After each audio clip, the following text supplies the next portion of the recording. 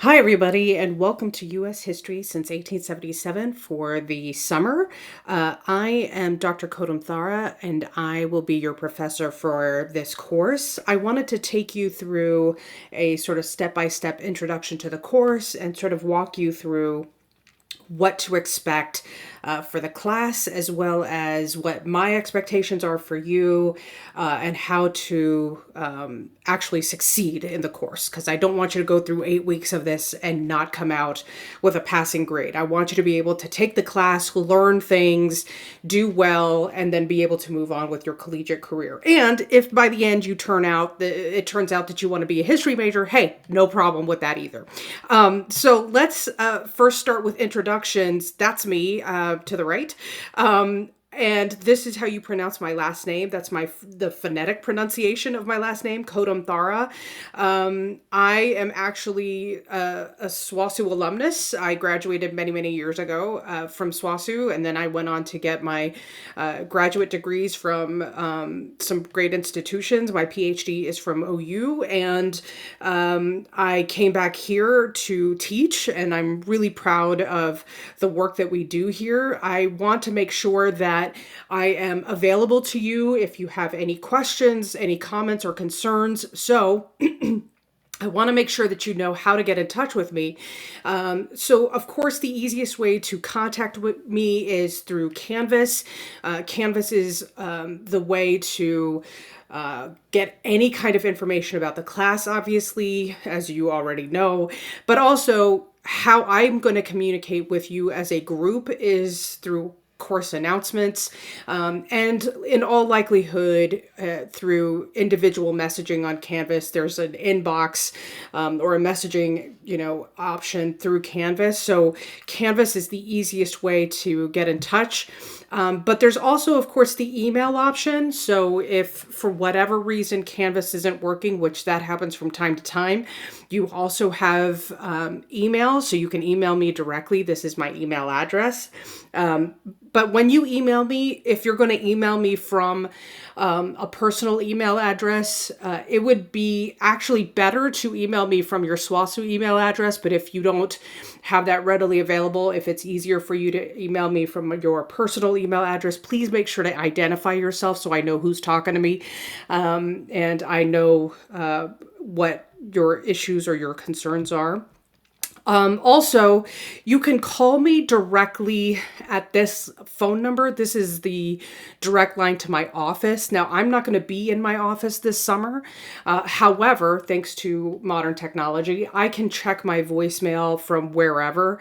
So if you've called and left a voicemail, I can check it from home, and I'll know to call you back if necessary. So if you need to, you don't have to, obviously, but just keep in mind, email is definitely the easiest way to get in touch with me. I'm also willing to meet with you via Zoom if you're more comfortable doing that. I have no problem with that.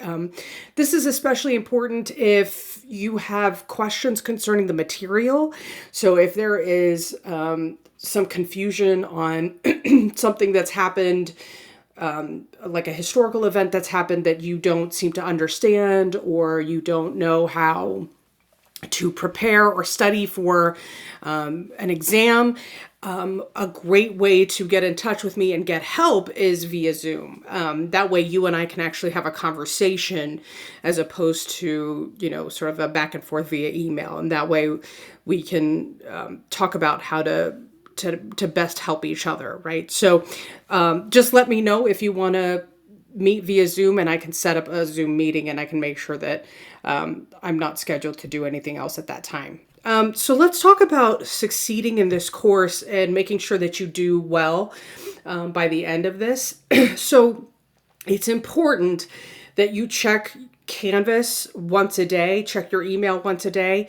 That's at minimum. I encourage you to do it twice a day if you can, primarily because this is not just for this class, this is for every class, and this is not just for the summer, this is for every semester. every semester that you're at any university, it's important that you stay connected, because you never know if your professor is going to make an announcement. You never know if there is a change in homework assignment. You never know if there's a change in the dates for anything. So you want to stay connected. That's a part of the point here. There's also a commitment that you've got to make sure that you are getting your work done. When we talk about the kind of expectation that's going on in this class, you've got to listen to the lectures. For every lecture, there is a little quiz, and for every unit, there are 4 units in this course. For every unit, there is homework to do.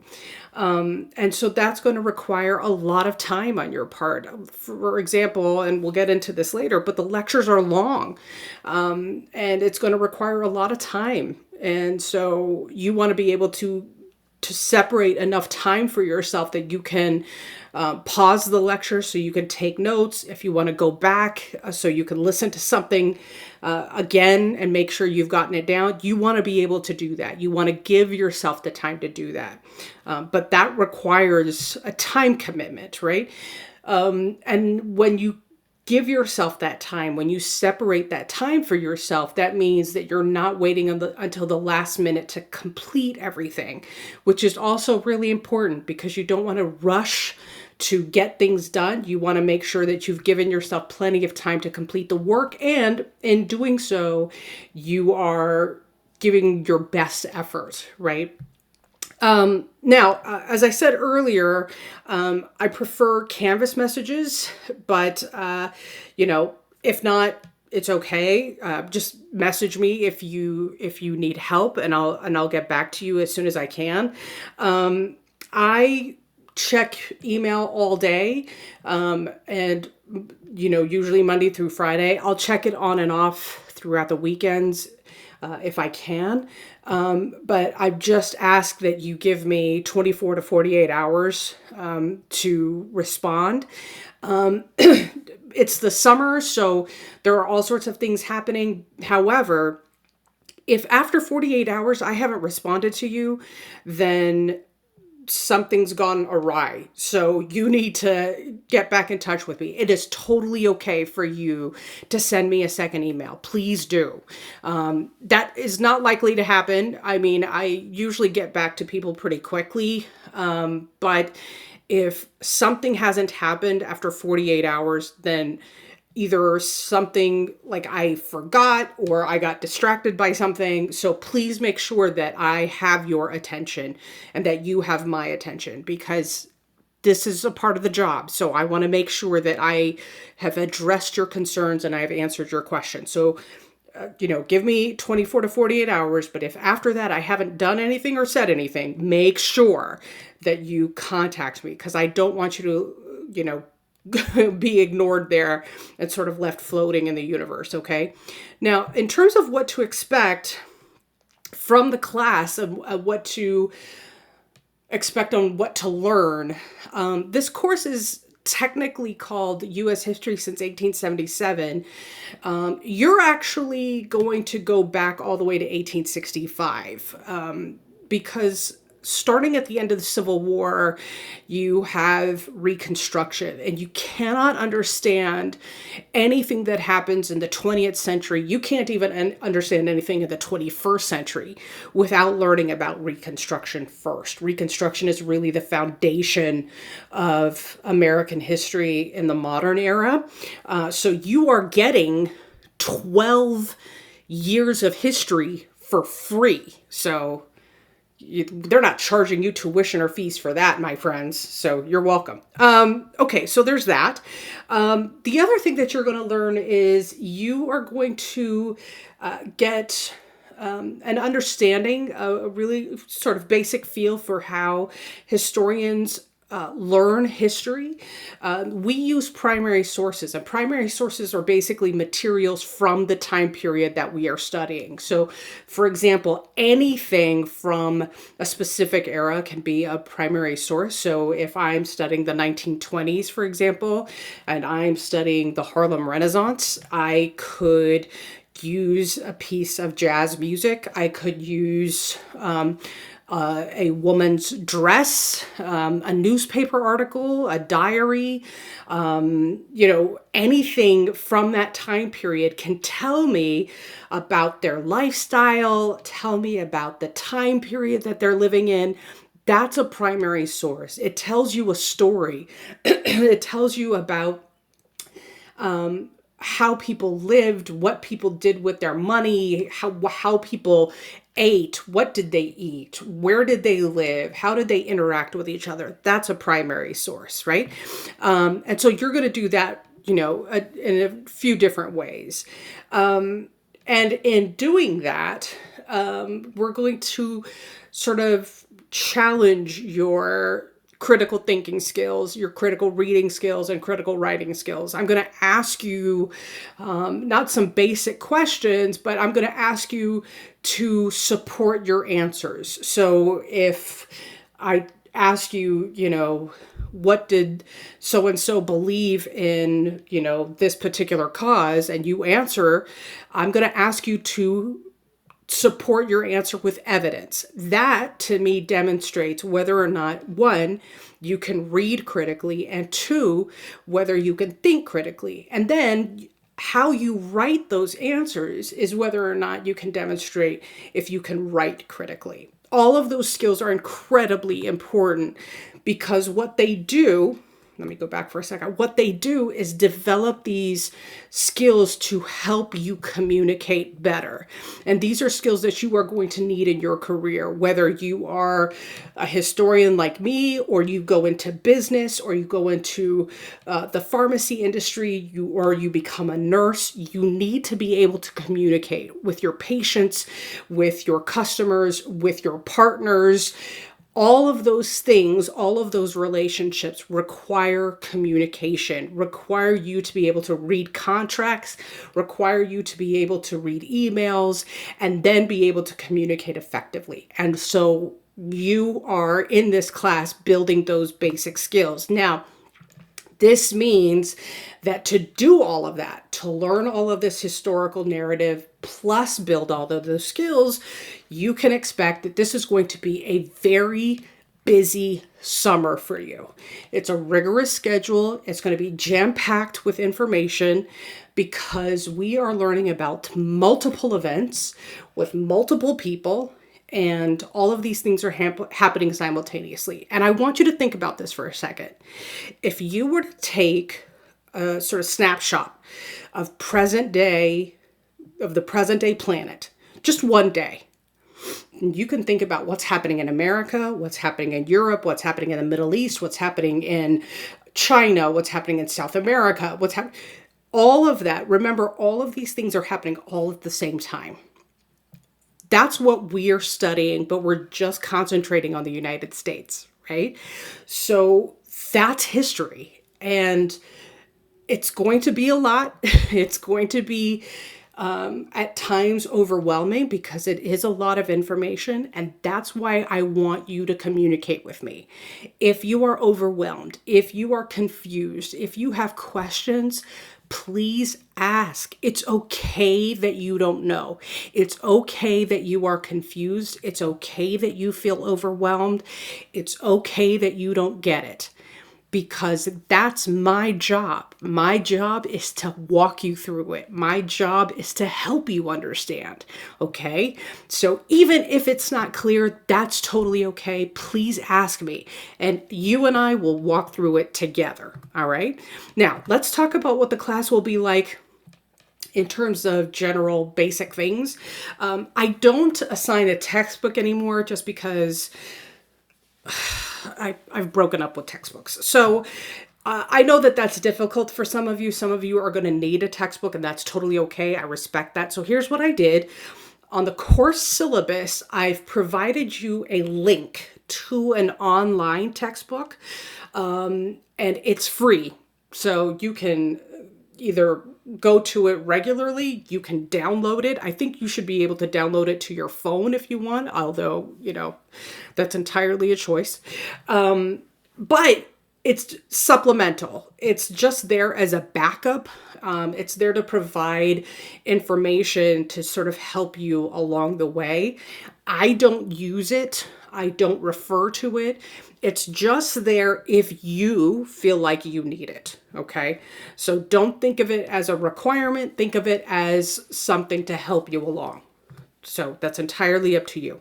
Now, I mentioned this a little bit earlier, but there are 4 units in the course, and each unit is separated or organized into separate modules. So you'll see on the left-hand side of the Canvas course page, the modules option. If you click on modules, you'll see each unit.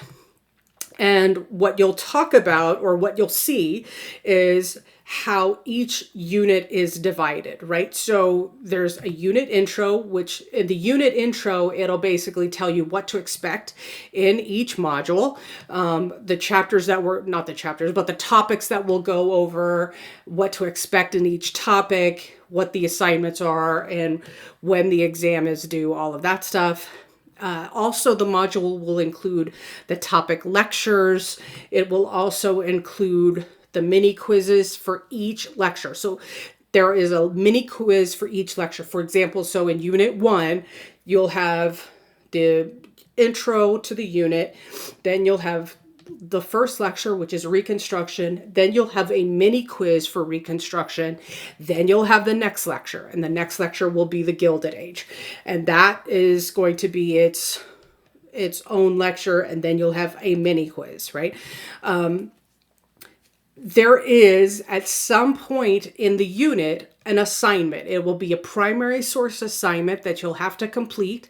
And then after it's all done, there are at least 3 topics. There's going to be one unit where there are 4 topics, 4 lectures, but in each unit, there are going to be 3 at least. So you just have to make sure that you time yourself, give yourself enough time to listen to 3 lectures at least for each unit, okay? Each unit, you've got 2 weeks to complete. So in the first 2 weeks, for example, you've got 2 weeks to listen to 3 lectures. And that seems like a lot of time, but it's not. And I'll explain why in a little bit. And you have to complete each task in order. So in other words, you have to listen to Reconstruction and do the Reconstruction mini quiz. And the mini quiz is usually anywhere from 6 to 8 questions. Sometimes there's 9 questions.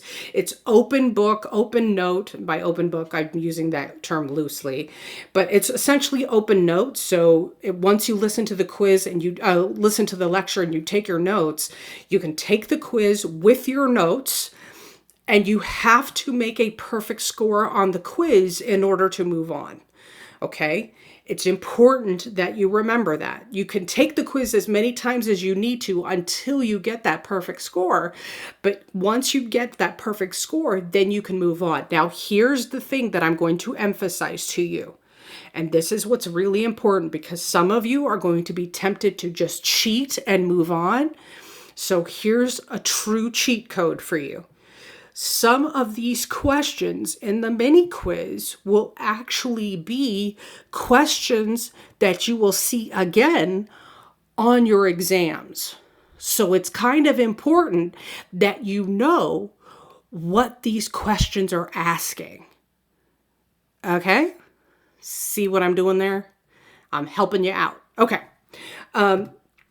Now, the other thing that I want to emphasize here is this whole idea of extra credit. Please don't ask. I don't offer it, because a lot of this, because it's online especially, is open book, open note, open whatever. So it's all dependent on the effort that you put into it. If you're not going to put any effort into it, then,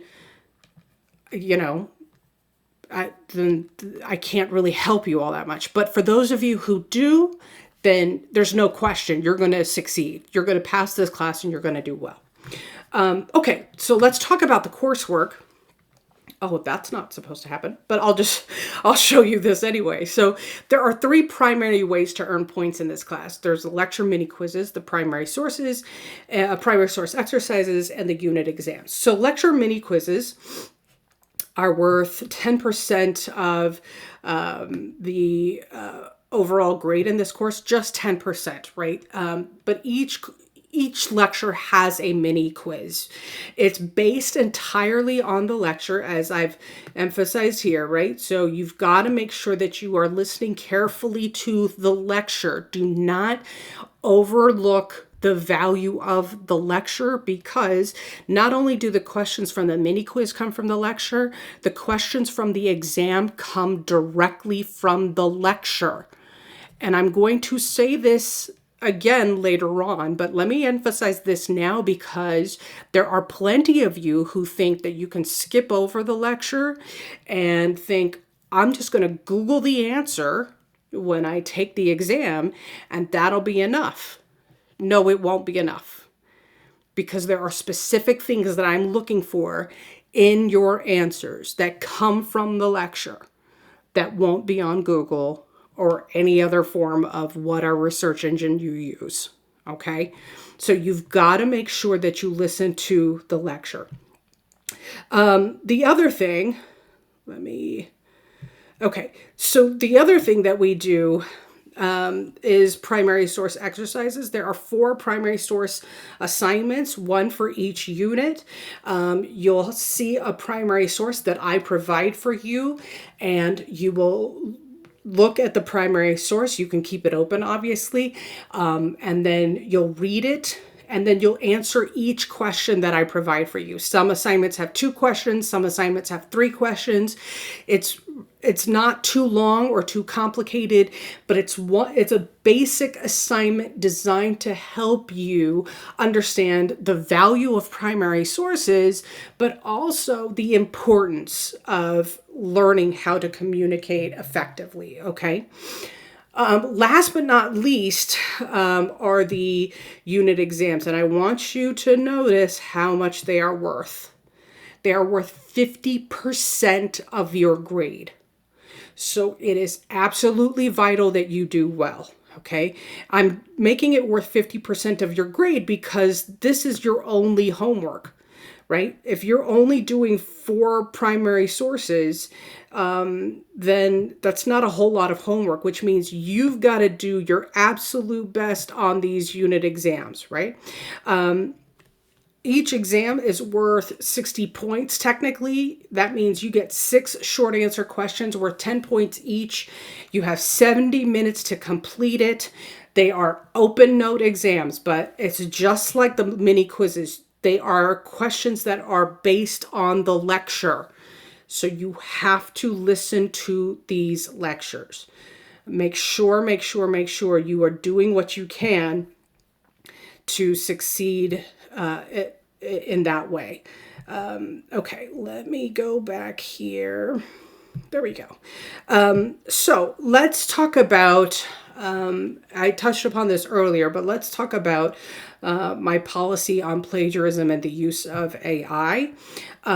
It's a full-on no on plagiarism and the use of AI. I know that there are colleagues of mine across the campus and across academia who are okay with using AI, who want to incorporate AI in some form or another.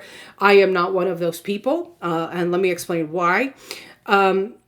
So when we talk about plagiarism, obviously, let me explain. Plagiarism is you using your work from another work that you've done or somebody else's work without citing it correctly, or without properly giving it credit, right? So if you've written something for somebody else or something else, and then you've quoted it, but you haven't cited that, then you're plagiarizing yourself. And yes, that is possible. If you are using somebody else's work without citing it, without using quotation marks, then you are committing plagiarism because you are essentially taking credit for somebody else's work, or you are taking credit for your own work without actually giving yourself credit for doing it somewhere else, right? You are presenting it as original work for the first time when it's not for the first time, right? You're just repeating yourself.